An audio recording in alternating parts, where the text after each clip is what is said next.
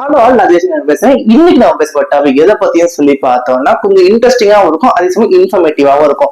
அது என்ன டாபிக் நீங்க யோசிப்பீங்க. அது என்ன டாபிக் சொல்லி பார்த்தோம்னா டெல்லியில் நடந்துக்கூட ஒரு எர்த்குவேக் தான் பேச போறோம். சரியா, என்னைக்கு நடந்ததுன்னு சொல்லி பார்த்தோம்னா February 18, 2025 தான் நடந்திருக்கு. சரியா சொன்னா நான் வீடியோ எடுக்கிறதும் இன்னைக்குதான். அந்த தேதியில பார்த்தோம்னா சரியா காலையில ஒரு 5:36 AM சொல்லிட்டு வந்து டைம் வந்து சரியா சொல்றாங்க. அந்த டைம்ல பார்த்தோம்னா டெல்லி, அதாவது இந்த NCR region, national capital region, அந்த ரீஜன்ல இருக்க மக்கள் எல்லாரும் வீதியில வந்து வீட்டுல இருந்து அவசரமா வெளியே வராங்க. யோசிச்சு தூங்கிட்டு இருக்கும் போது திடீர்னு நிலவே நடுங்குச்சுன்னா எப்படிப்பட்ட ஃபீலிங்கா இருக்கும். அடிச்சு பிடிச்சு எல்லாம் வெளியே வந்து நிக்கிறாங்க.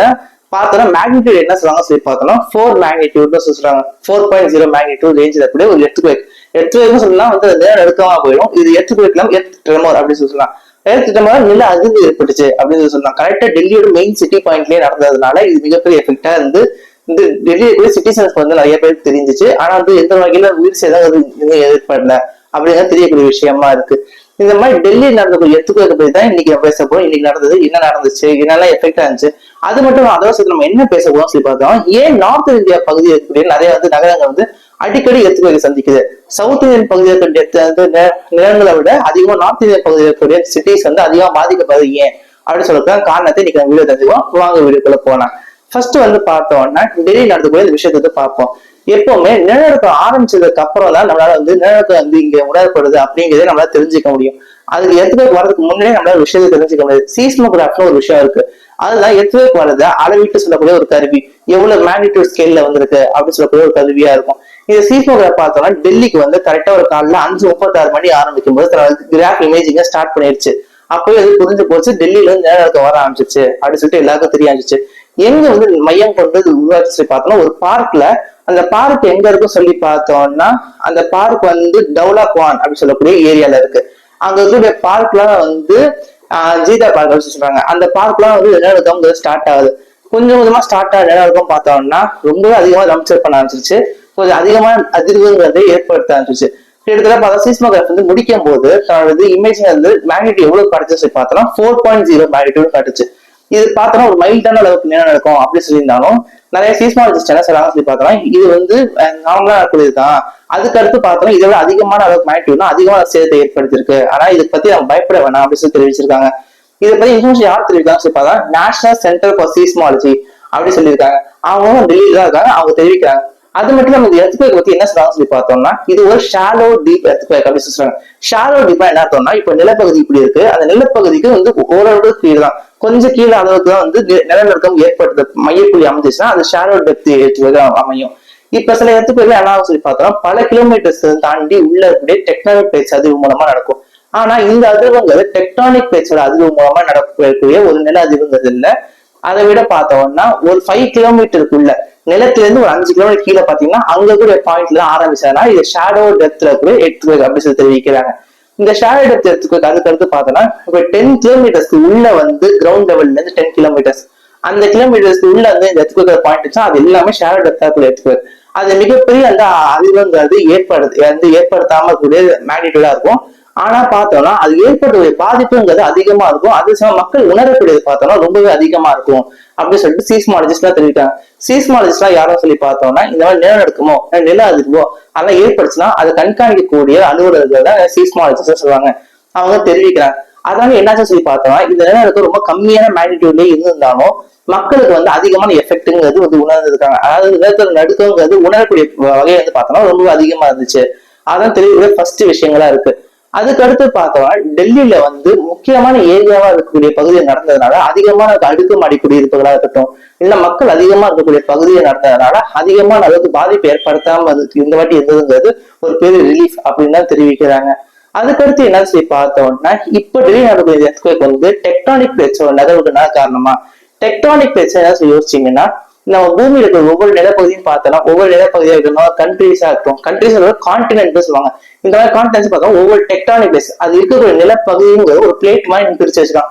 இப்ப ஜிக்ஸா பஸ்லாம் வைப்பாங்க. ஜிக்ஸா ஒன்னு எப்படி இது கரடு மாடா இணைஞ்சிருக்கும். அதே மாதிரி டெக்டானிக் பிளேட்ஸ் இணைஞ்சிருக்கும். அந்த டெக்டானிக் பிளேட்ஸோட நகர்வுனாலேயோ இல்ல அதிகமா இடிக்கிறது ஏற்படுத்தா இல்ல பிரிவு இந்த மாதிரி ஏற்படுத்தினா இந்த மாதிரி நிலநடுக்கம் ஏற்படுறது சகஜம் தான் அப்படின்னு தெரிவிக்கிறாங்க.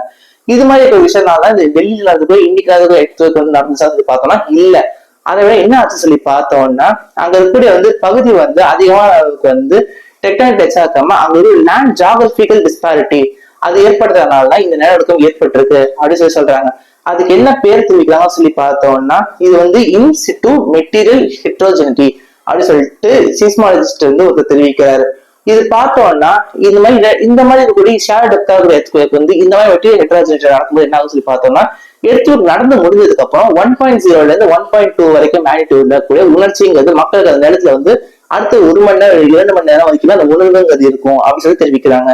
நேஷனல் சென்டர் ஃபார் சீஸ்மாலஜி அதை டைரக்டர் ஓபி மிஸ்ரா என்ன தெரிவிக்கிறான்னு சொல்லி பார்த்தோம்னா இது மாதிரி நடக்கக்கூடிய ஷேர் டெப்தா இருக்கக்கூடிய எர்த்குவேக் எல்லாம் பார்த்தோம்னா நார்த் இந்தியாவுக்கு ரொம்ப காமனான விஷயம் தான். இது லோக்கல் அதாவது ஜியோகிராபிக் கண்டிஷனாலதான் ஏற்படுறதே தவிர டெக்டானிக் பிளேஸ் மூவ்மெண்ட்னால இல்ல அப்படின்னு சொல்லிட்டு நிருபர்கள் கிட்ட தெரிவிச்சிருக்காரு. அதுக்கடுத்து முக்கியமான விஷயம் என்னன்னு சொல்லி பார்த்தோம்னா இது மாதிரி நடக்கக்கூடிய நார்த் இந்தியா ரொம்ப சகஜமான ஒண்ணுதான் அப்படின்னு சொல்லி தெரிவிக்கிறாரு. அதுல அடுத்து வந்து என்ன சொல்றாருன்னு சொல்லி பார்த்தோம்னா நார்த் இந்தியா இதுக்கான ப்ரிப்பரேஷன்ஸ் அதிகமா ஈடுபடணும். அதே சமயம் பார்த்தா பில்டிங்ஸ் கட்டுறதா இருந்தா அந்த பில்டிங்ஸ் வந்து எர்த்குவேக் ப்ரோன் ஜோனுக்கு வந்து உட்பட்ட மாதிரி பகுதியா வந்து கட்டணும் அப்படின்னு சொல்லி தெரிவிக்கிறாரு. எர்த்குவேக் ப்ரோன் ஜோன் அப்படின்னா என்ன சொல்லி பார்த்தா நில அதிர்வுகள் ஏற்படாத வகை ஏற்படுத்தக்கூடிய பகுதி அப்படின்னு சொல்லிட்டு இந்த எர்த்குவேக் ப்ரோன் ஜோன் இருக்குது. அந்த மாதிரி ஒரு பகுதியில வந்து வீடுகள் கட்டும் போது இந்த எர்த்குவேக்னால பாதிப்பு ஏற்படாத வகையில வீடுகள் கட்டுறதுதான் முக்கியமான விஷயமா அமையுது. அதை அடுத்து என்ன சொல்றாங்க சொல்லி பார்த்தோம்னா டெல்லியில இது டெல்லி மட்டும் இல்லாம நார்த் இந்தியா முக்காசி பகுதியில் இந்த கேன்ஜெட்டிக் பிளேன் பகுதியில வந்து பார்த்தோம்னா இதுக்கு அதிகமா இந்த மாதிரி நிலநடுக்கம் ஏற்படுது அப்படின்னு சொல்றதா கேள்வி வருது. அதுக்கான பதில் என்னன்னு சொல்லி பார்த்தோம்னா இந்தியன் பிளேட் யுரேஷியன் பிளேட் 2 வகையான பிளேட்ஸ் இருக்கு. இந்த பிளேட் ஒவ்வொன்றும் பார்த்தோம்னா இந்தியன் பிளேட் யுரேஷியன் பிளேட் நோக்கி வந்து 5 சென்டிமீட்டர் அளவுக்கான வீதம் வந்து ஒவ்வொரு வருடமும் நகர்ந்து கொண்டே மோதிக்கிட்டுதான் இருக்கு. அவங்க மோதும் போது என்ன ஆகுதுன்னு சொல்லி பார்த்தோம்னா ஒரு பிளேட் இன்னொரு பிளேட் மேல மோதும் போது டிஸ்ட்ரப்ஷன்ஸ் ஏற்படும். அதாவது ஒரு பிளேட் இன்னொரு பிளேட் மோதும் இந்த மாதிரி ஹிமாலயஸ் ஃபார்மேஷன் ஏற்படுது. நம்ம வந்து இந்தியாவில் நம்ம ஹிமாலயஸ் அதனால உருவாச்சு. சில சமயம் பார்த்தோம்னா இந்த பிளேட் வந்து மோதும் போது பல்வேறு டிஸ்ட்ரப்ஷன்னா வந்து இடையூறுகள் ஏற்படும். அந்த இடையூறுகளால பல்வேறு வகையில இருக்கக்கூடிய அந்த நில அதிர்வுகளும் இல்ல நிலநடுக்கங்களும் அதாவது ஏற்படுத்தக்கூடிய வகைங்கிறது அமையுது இயல்பாவே. இந்த இயல்பான வகையில் இருக்கிற நார்த்தன் பிளேன்ஸ் ரீஜன்ல அதிகமான அளவுக்கு பாதிப்புங்கிறது ஏற்படுது. அதே சமயம் அதிகமான அளவுக்கு நிலநடுக்கமும் அங்க ஏற்படுது அப்படின்னு சொல்லி தெரிவிக்கிறாங்க. அதுக்கடுத்து முக்கியமா பார்த்தோம்னா சில முக்கியமான புள்ளிகள் தெரிவிக்கிறாங்க. இந்த முக்கியமான பாயிண்ட்ஸ்னால இந்த ஏரியாஸ்னாலதான் அதிகமான அளவுக்கு நிலநடுக்கமும் ஏற்படுது சொல்றாங்க. அது என்னன்னு சொல்லி பார்த்தோம்னா ஃபர்ஸ்ட் வந்து முக்கியமான விஷயம் வந்து டெல்லி வந்து இருக்கக்கூடிய டெல்லி மட்டும் இல்ல நார்த் இந்தியா வந்து பார்த்தோம்னா சீஸ்மிக் ஜோன்ல 4th பிளேஸ் இருக்கக்கூடிய ஏரியாவா இருக்கு. அந்த டெல்லி அதை சுற்றி உள்ள பகுதிகள்லாம் ஏன் சார் சீஸ்மிக் ஜோன்ல 4ன்னு சொல்லி பார்த்தோம்னா அதிகமான அளவுக்கு நிலநடுக்கம் ஏற்படுத்தக்கூடிய பகுதியில ஒண்ணு அப்படின்னு சொல்லி நம்ம எடுத்துக்கலாம். இந்த மாதிரி பகுதியில இருக்க ஹை ப்ராபபிலிட்டியா மாடரேட்ல இருந்து ஸ்ட்ராங்கான எர்த்குவேக் ரொம்ப லோ லெவலா கூடிய எர்த்குவேக் வந்து நார்த் ஈஸ்ட் பகுதிகளை லோ லெவலா கூடிய எர்த்குவேக் நடைபெறும் சொல்றாங்க. அந்த ஹிமாலயன் பெல்ட்ல அப்படின்னு நீங்க பாத்தீங்கன்னா உங்களுக்கு தெரியும் நார்த் ஈஸ்ட் வந்து லோவான லெவல்லையும் இந்த டெல்லி அதை சுத்தி இந்த நார்த்தன் பிளேஸ் கிட்டத்தட்ட பார்த்தோம்னா உத்தரப்பிரதேஷா இருக்கட்டும் டெல்லி ஹரியானா அந்த பீகார் இந்த ரீஜன் ஃபுல்லா பார்த்தோம்னா நடக்கக்கூடியது வந்து பார்த்தோம்னா மாடரேட்ல இருந்து ஸ்ட்ராங் லெவலா இருக்கக்கூடியது. ஃபர்ஸ்ட் வந்து விஷயம் சொல்லி பார்த்தா ஹிமாலயன் சீஸ்மிக் பெல்ட்ங்கிறது. இந்த ஹிமாலயன் சீஸ்மிக் பெல்ட் என்னன்னு சொல்லி பார்த்தோம்னா நம்ம சொல்லுங்கல்ல இந்த யூரேஷியன் பிளேட்ல இருந்து இந்தியன் பிளேட் வந்து நவரும் போது அந்த மூவ் பண்ணும்போது தான் இந்த ஹிமாலயஸ் வந்து உருவாகுதுன்னு சொல்லிட்டு அதுதான் இந்த ஹிமாலயன் சீஸ்மிக் ஜோனுங்கிறது அந்த பெல்ட் வந்து. அதுக்கு அடுத்து என்ன சொல்லி பார்த்தா Delhi Haridwar ridge and Aravalli fault system வருது. இது என்னன்னு சொல்லி பார்த்தா டெல்லி நம்ம கேபிட்டல் ரீஜன் இருக்குல்ல அந்த கேபிட்டல் ரீஜன் ஹரித்வார்ங்கிறது கரெக்டா பார்த்தா உத்தராகண்ட் மேல இருந்து போயிட்டோம் ஹிமாச்சல் பிரதேஷ் உத்தராகண்ட் வரைக்கும் அந்த ரீஜனும் பார்த்தோம்னா அதுக்கு அடுத்து சொல்றது Aravalli fault system. Aravalli fault சிஸ்டம்னா ராஜஸ்தான்ல இருந்து டெல்லி வரைக்கும் ஆரவல்லி ரேஞ்சுன்னு ஒரு ரேஞ்ச் இருக்கு. அதாவது வந்து சிகரங்கள் வந்து வகைகள் அந்த சிகரங்கள்ல இருந்து அதிகமான அளவுக்கு மண் சுழல் ஏற்படுறதா இருந்தாலும் சரி அங்க வந்து அதிகமான அளவுக்கு ஃபாரஸ்டேஷன் அதாவது மரங்களையும் செடிகளையும் வாழ விடாம வைக்கக்கூடிய தன்மையாக சரி இது மாதிரி நடக்கிறதுனால அங்க வந்து எர்த்குவேக் நல்ல பிடிமானம் இல்லாம போகுது. அதனாலேயே பார்த்தோம் இந்த லோக்கல் ஜியோகிராபிக்கல் கண்டிஷன்ஸ் சொல்லியிருந்தால இப்ப நடந்தக்கூடிய டெல்லி எர்த்குவேக் காரணம் சொல்லிட்டு அதனால அது மாதிரி காரணங்கள் உருவாக்குறதுக்கு இதுதான் காரண புள்ளியா அமையுது அப்படின்னு சொல்லி தெரிவிச்சிருக்காங்க. அடுத்த 3வது புள்ளி என்ன சொல்லி பார்த்தோம்னா Indo Gangetic plain and soil amplification சொல்றாங்க. அதாவது பார்த்தோம்னா நார்த் இந்தியாவில பார்த்தோம் அதிகமான அளவுக்கு சமவெளி பகுதிங்கிறது இருக்கு. அங்கதான் அதிகமாக விவசாயம் நடக்கிறது. இந்த சமவெளி பகுதி எதனால உருவாச்சு சொல்லி பார்த்தோம்னா கங்கா யமுனா அது மாதிரி நதிகள் வந்து அதிகமாக அங்க ஓடுறதுனால அந்த கேன்ஜெட்டிக் பிளேன் அப்படிங்கிறது உருவாகுது. இந்த பிளேன் அதிகமான அளவுக்கு விவசாயம் நடைபெறாம இருக்கிறதும் அதே சமயம் பல்வேறு வகையில சாயில் ஆம்பிளிபிகேஷன் சாயில் வந்து நிலையான தன்மையில வைக்காம இருக்கிறதும் இதுக்கான காரணமா அப்படின்னு சொல்லிட்டு இந்த 3 பாயிண்ட்ஸ் தெரிவிக்கிறாங்க. இந்த 3 பாயிண்ட்ஸ் தெரிவிச்சுட்டு அதுக்கு அடுத்து என்ன ஆர்டர் பண்றாங்க சொல்லி பார்த்தோம் சீஸ்மாலஜிஸ்டும் இது மாதிரி வந்து சீஸ்மிக் ஸ்டடிஸ் தான் பண்றாங்க தெரிவிக்கிறாங்கன்னா நார்த் இந்தியாவில இது ஃபர்ஸ்ட் டைம் மாதிரி இல்ல ஏற்கனவே பல்வேறு காலகட்டங்களில் எர்த்குவேக்ஸ்ங்கிறது டெல்லியில் நடந்திருக்குன்னு சொல்லி தெரிவிக்கிறாங்க. அதான் என்னன்னு சொல்லி நம்ம பார்த்தோம்னா ஏற்கனவே வந்து 1975 நடந்ததா இருக்கட்டும் அது 2015 நேபாள் நடந்தக்கூடிய எர்த்குவேக்கா இருக்கட்டும் இது மாதிரி வந்து பல எர்த்குவேக்லாம் வந்து பார்த்தா இந்த நார்த்தன் பெல்ட் நடக்கக்கூடிய எர்த்குவேக்கா இருக்கு. இந்த மாதிரி எர்த்குவேக்கா நடைபெறாம இருக்கிறதுக்கான முன்னெச்சரிக்கை நடவடிக்கைகள் எல்லாத்தையும் அவங்க முன்னெடுக்கணும் அப்படின்னு தெரிவிச்சிருக்காங்க. அதன் அடுத்து என்ன சொல்லி பார்த்தோம்னா இந்த ரிஸ்க் ஆகக்கூடிய எர்த்குவேக் வந்து பார்த்தோம்னா ஏற்கனவே 2023 வந்திருக்கு. இப்ப அதிகமா பார்த்தோம்னா 2025 அடுத்துதான் வந்திருக்கு. ஃபர்ஸ்ட் வந்து பார்த்தோம்னா 2015 நடந்துச்சு. அதுக்கு 2023 வரைக்கும் பார்த்தோம்னா ஒரு லாங் கேப்பிங் இருந்துச்சு. ஆனா இப்ப 2023 நடந்துட்டு 2025 வந்து கரெக்டா நடக்கும் சொல்லி பார்த்தோம்னா வெறும் 1 இயர் தான் கேப் இருந்திருக்கு இடையில. இந்த 1 இயர் கேப்புங்கிறது ரொம்பவே ரொம்ப கம்மியான நேரமா இருக்கு. அப்ப இந்த எர்த் ரப்சர்ங்கிறது இந்த நில அதிர்வுங்கிறது அதிகமா இன்னும் சீக்வன்ஸா நடக்கிறதுக்கான வாய்ப்புங்கிறது அமையுது அப்படின்னும் வந்து நமக்கு முன்னெச்சரிக்கை நடவடிக்கை எடுக்க சொல்லி தெரிவிச்சிருக்காங்க. அடுத்து என்னன்னு சொல்லி பார்த்தோம்னா இங்க வந்து ப்ராக்சிமிட்டி இந்த ஹிமாலயஸ்க்கு பக்கத்துல இருக்கிற எல்லா மாநிலங்களும் இதுக்கான தயார் நிலையில இருக்கணும் அப்படின்னு சொல்லி தெரிவிக்கிறாங்க. நீங்க இந்த எர்த்குவேக் பத்தி என்ன நினைக்கிறீங்க? அதே சமயம் இந்த எர்த்குவேக் வந்து நம்ம தமிழ்நாட்டில் நடந்தா இந்த மாதிரி இந்த எஃபெக்ட்ல இருந்து மாறும், அதெல்லாம் நடக்காம இருக்கிறதுக்கான முயற்சிகள் தமிழ்நாடு கவர்மெண்ட் எல்லாம் மக்கள் மேற்கொள்வாங்க அப்படின்னு சொல்லி நினைக்கிறீங்களா சொல்லிட்டு கமெண்ட்ல மென்ஷன் பண்ணுங்க.